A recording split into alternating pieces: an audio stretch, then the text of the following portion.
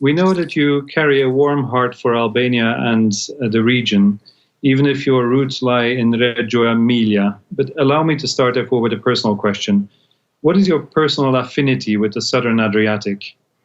Oh, look, this is where I was going when I was a child, a little north than Albania.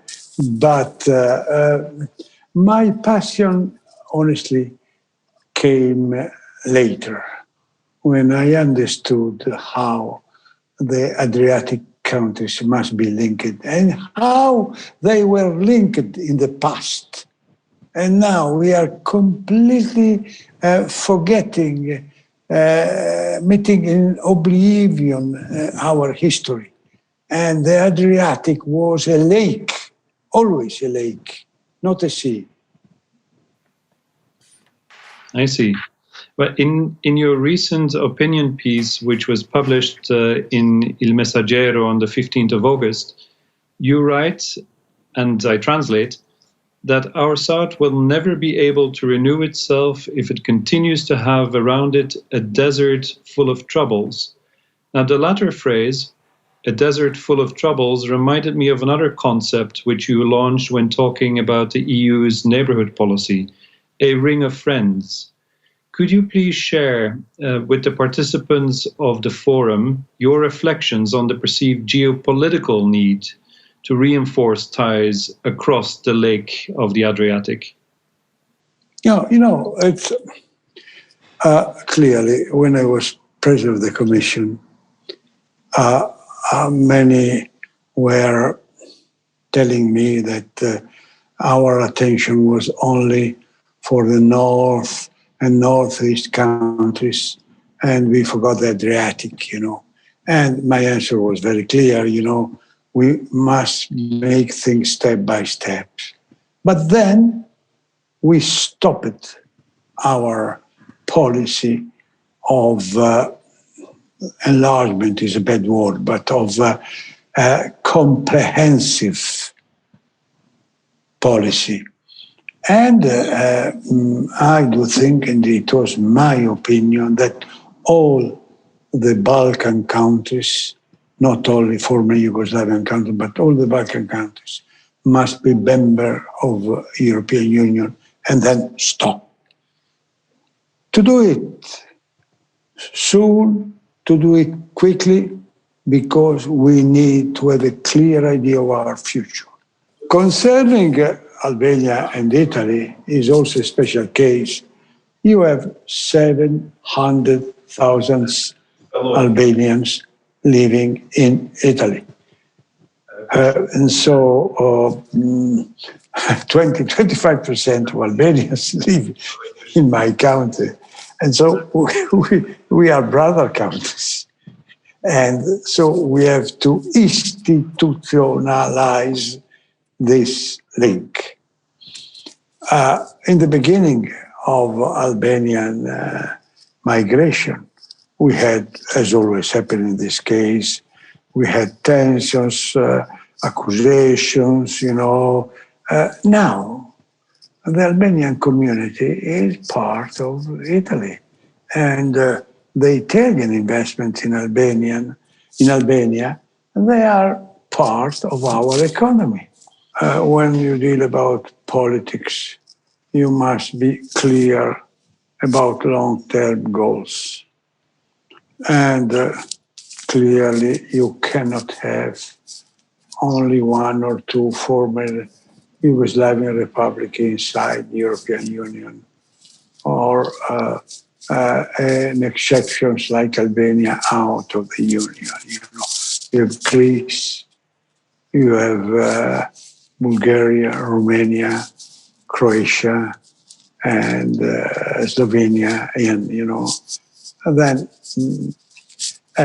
when you think you cannot go spot by spot like that, and if you think the economic dimension of the states, this maybe 100% of European GDP, a little more than 100%, is not a problem from the economic side. Clearly, when you have such a big number of countries, you have to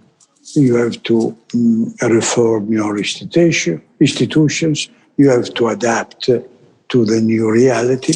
But this was clear since the beginning of the process of enlargement, backed by all the European countries. So now there is absolutely no reason to stop this process because you can, of course, you must be severe, as we have been in the first enlargement, start the process, put the condition on the democratic aspects, on the working of the parliament, on the legal, juridical aspects, But clearly you have to start this process. If you don't start it, you can create vacuums, you can create misunderstandings, you can prepare some negative, let's say, reaction for the future. And I repeat, to start negotiations, there are no economic obstacles, no deep obstacles on the effort to, let's say, have a democratic system. And so you have to start to, let's say, to analyze the concrete aspects and reform to do to finalize the process in a very short period of time. If you tell me which are the obstacles, I say there are no obstacles. This is what I cannot stand. There are no obstacles. Our destiny is so close, and we are not bringing to the end this process. Of course, the world has changed. Italian language was spoken by a great part of Albania, now because of Italian television, now not anymore because the television networks are much more complex, and so there is not anymore an Italian peculiarity. We have, but the relation between the two countries are, in spite of all that, improving from the cultural point of view, from the political point of view, from the economic point of view. And so I look forward that we are also in the same political community. Your image in Albania in '97 during the Mission Alba and your visit in Vlora is still very vivid to the Albanian people. Why do you think during the years the cooperation between Albania and Italy somehow faded, although the numbers in economic exchanges and human exchanges have been impressive? What is your assessment on the current collaboration between two countries? I repeat, from the economic point of view, there are no problems. But we have the daily political links that are necessary in this case when there is such an affinity of the communities. You mentioned the mission in Albania in 1997. It was natural, because clearly we were looking at each other after so many decades of separation. And it was my bet that this process could make progress even rapidly, even from the political point of view. Now it's time to do it. It's very simple. And clearly this will speed up even more the economic connections, the trade connections, and also for Italy is also a necessary step for the south development of Italy. I think that our Mezzogiorno, how it's called, cannot progress without strong relation with Albania, Greece, and South Mediterranean countries, because this is our neighbor. And this is an eternal European problem. This is why I proposed the so-called, when I was president of the Commission, the so-called Ring of Friends, that around Europe, from Belarus till Turkey, Syria, till Morocco, Israel, we could have strong relations country by country. They will not be member of the Union, but to have around us a ring of friends. This is why I am so anxious to finish, to end the problem of the border of Europe and to start a policy for the neighbor around us. President Prodi, when you mentioned the development of south of Italy and the interest that the Mezzogiorno has Albania as well developed, do you envision common projects in terms of infrastructure, connectivity, education, climate change? How this development, common development, can be realistic, can be made? Well, look, first, as you know, is energy cooperation. That is so clear and so simple. And what is lacking are the active policy that you mentioned. This is what I mean. We must have together an environmental policy because it's a lake, as I told before. We must have together cultural projects and what I think in the school system, I do insist, the university, we have some exchange, but we have to multiply it because there is not the natural change of students on both sides as we have, as we need. These are the three priorities, energy, environment, and people, starting from students and scholars. President Prodi, I would like to bring your attention in what you mentioned in the article in the Messaggero, talking about not to let the shores of Adriatic detach and have other partners like Russia, China or Turkey become crucial actors and players in the region. What can Italy do in order to maintain its position, its strong position as an advocate for the EU membership and EU negotiations with Albania? Well, the first condition is that Albania become member of the Union, because we are sharing more of our future together, But also we need to get these goals. Is not sufficient to have a new Italian policy. It's necessary to have a European policy, because now China, that is increasing trade investment interest in Europe, and this is maybe a double advantage for both the partners, but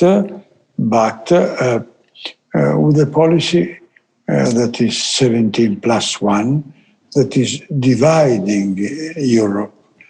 I do understand the Turkish interest in Albania, and I repeat, I don't think that this is bad for Albania. I think it's good, but you cannot compare the links that Albania has now with Europe with the links that Albania now as with Turkey in terms of quantitative trade, investments, and let's say long-range interests. China, President Prodi, you are a long-time visitor of China. You have been following the developments of the Belt and Road Initiative very closely.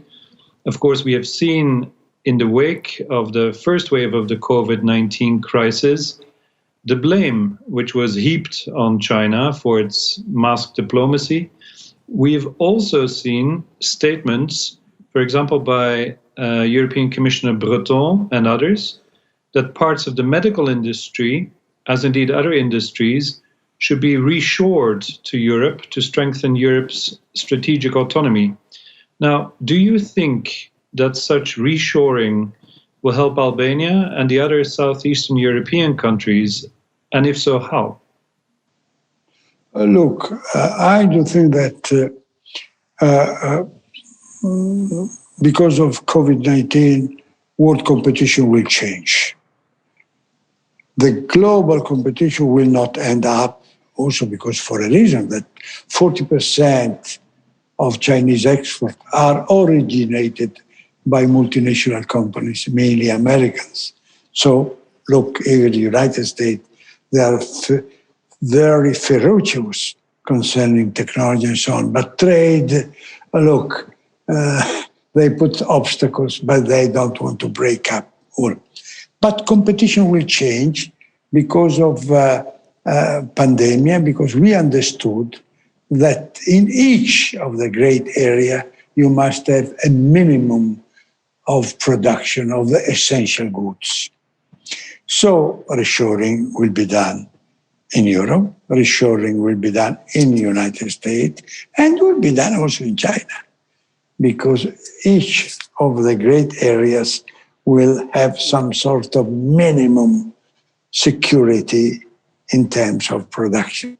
So we are interested as European in substantial reshoring from China.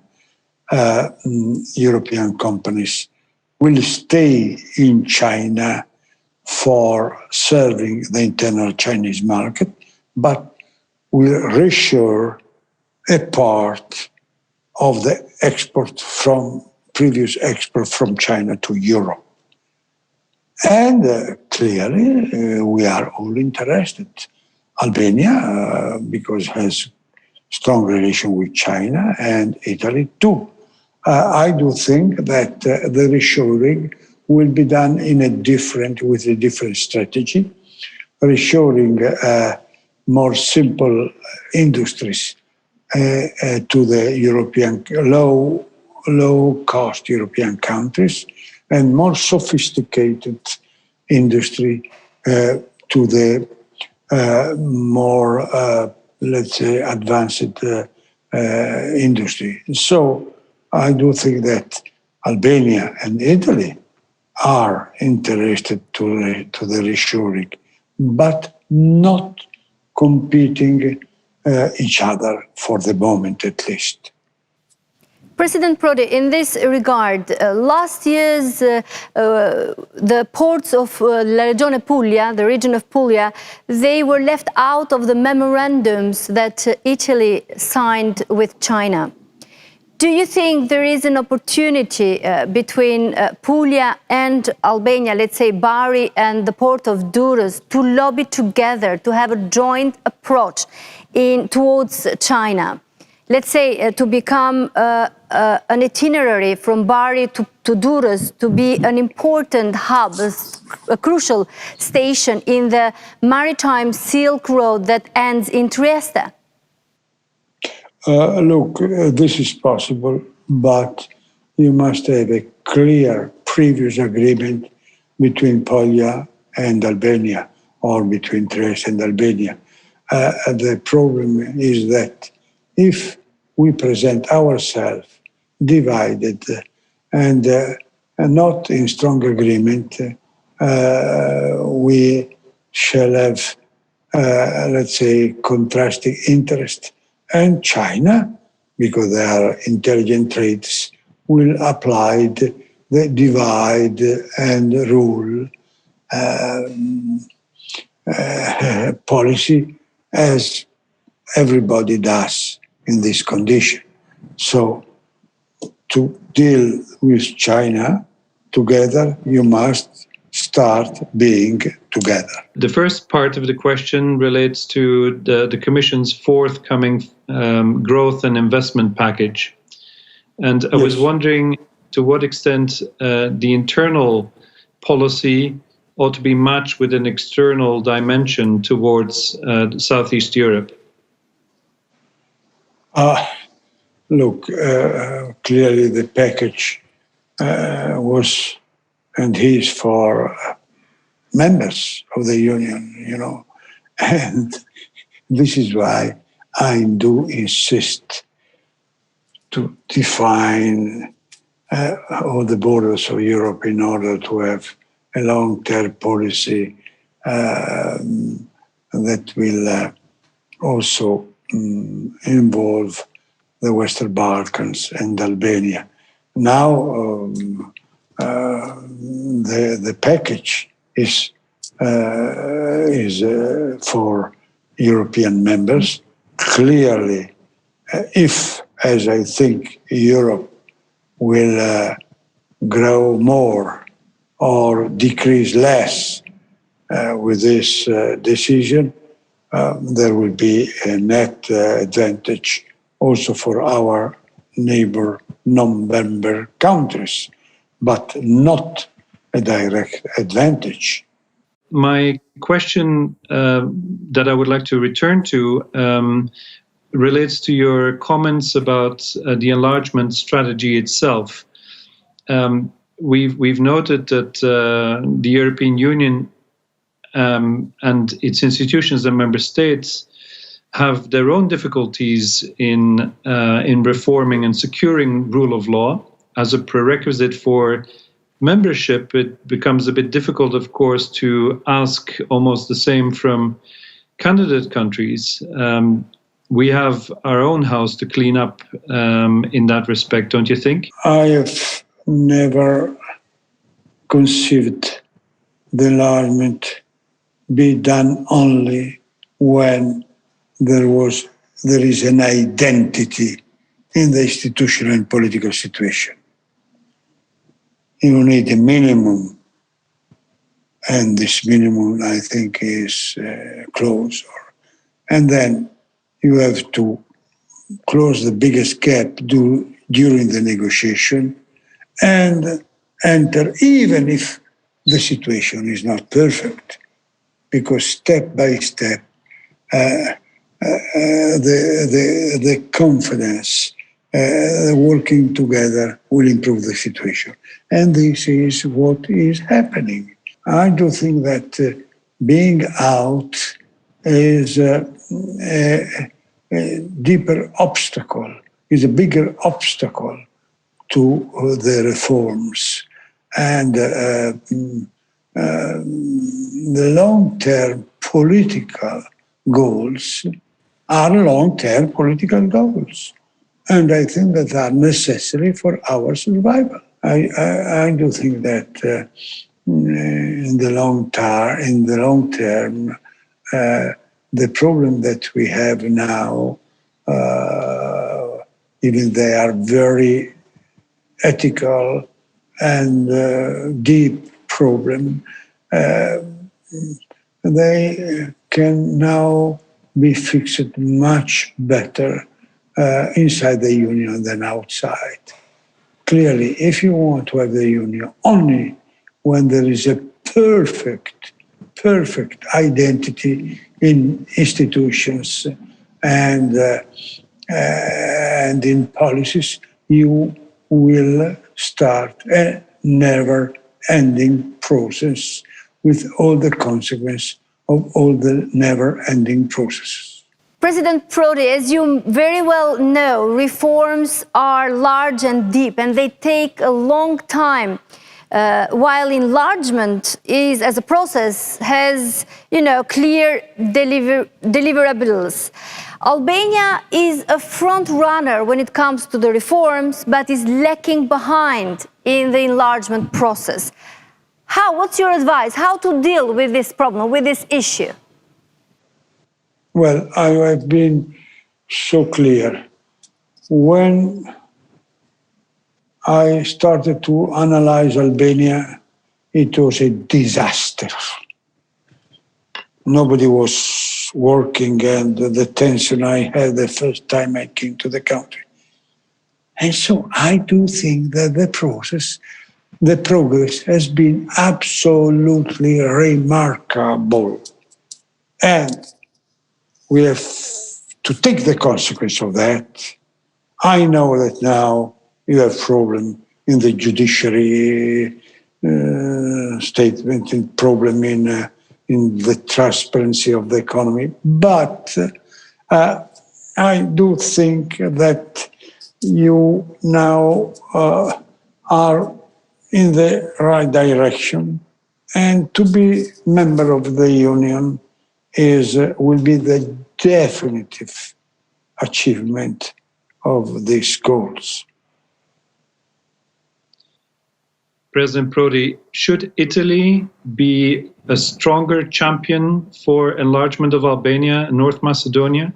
I didn't like that Italy did not openly react and strongly react to the French decision to delay the problem. Because Italy must be let's say, the big supporter of this process. Clearly, all Italy wants to have Albania and Macedonia in start negotiation, but we have not been strong enough to, let's say, to support this inside the European institutions.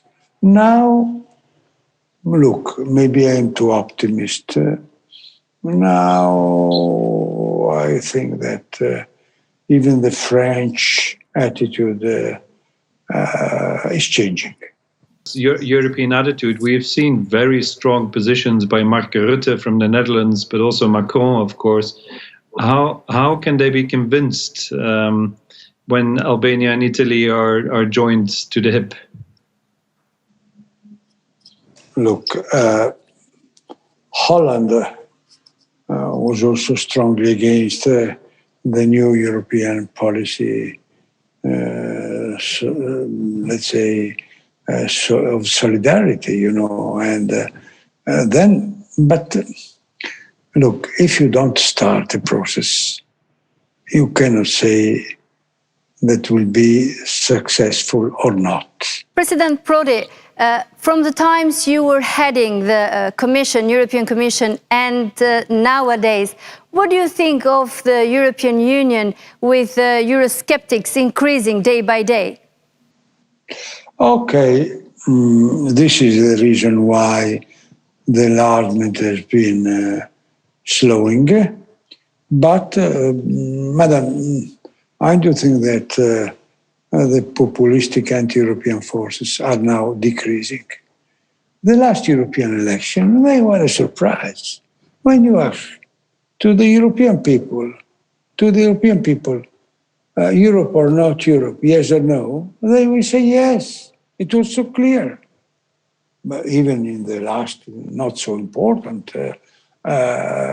Italian election, regional election, 3 days ago, the anti-European parties have lost a lot of votes, Tirana Forum Connectivity 2020 can we say that it endorses and asks for both government of Albania and Italy to meet and start working together closer? I repeat, when you have so incredible links, where is the situation in which peaceful and without tension, you have 20%, more than 20% of your population in another country? But tell me another example. there are no refugees, there are immigrants, they are now being businessmen, workers, were inserted in the Italian community, going up and down from Albania, making holidays in Albania, working in Italy. When you have this situation, which is, tell me another case in which you have this potential. I don't see any one of them. You know, when you have this movement of people, because there are wars, refugees, and so on and so on, here, we have really, and we don't take the value of this increasing relations. You know, you don't take the consequence. This is my simple, very simple, common sense position. President Prodi, are you suggesting that Europe is missing the train, whereas China is investing heavily in road infrastructure, tunnels, railways, and where the US, with the Serbian Kosovo deal of recently, is also up the game again? No, look, I repeat, I know China well. I do think that we have to work with China, keeping our Western alliance, of course, you know, but I also think, and I advised this, you know, that the Silk Road, that I do think is a very intelligent proposal and positive, has not been put in action as we thought. There is no active cooperation between China and Europe. There is no common decision of common investments, you know. And so this was the spirit of Silk Road.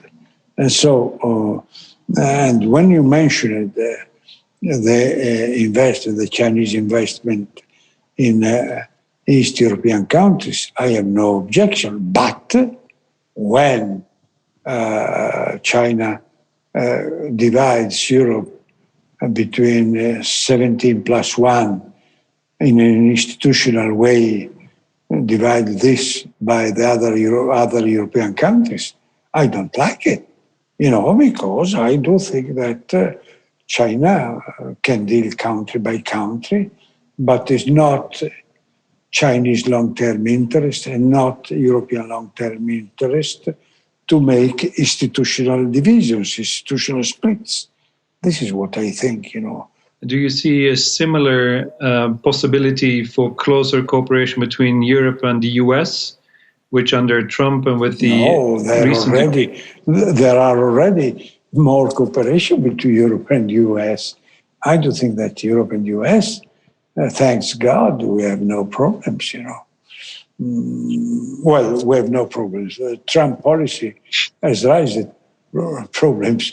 Traditionally, we have no problems. We belong to the same military alliance. We are seeing, especially under Trump's administration and the agreement between Kosovo and Serbia in the White House, a return of US attention in the Balkans through investments in connectivity, infrastructure, energy, etc. Does this mean that Americans makes it better than Europeans? No, look, we are not, I don't know, honestly, better or worse. I do think that we have common interests. I am happy if the Americans have, let's say, give more attention to the Balkans, because they have been too absent from this area. But don't ask me if who is behaving better, because I really don't know. I simply don't understand the Americans' competitors with the European in the Balkans. Traditionally, the American policy was in favor of Europe, even if we were competing. I do remember when we created the euro, the American could have, let's say, blocked this easily with their financial strength. They never did it because traditionally we had long-term common interest. Only in the last years, the American president has considered Europe only as a competitor or sometimes as an enemy, at least only a competitor and not as a friend and competitor. But I do think that this is only a temporary attitude because the links between the US and Europe are so strong that even Trump will be unable to break up it.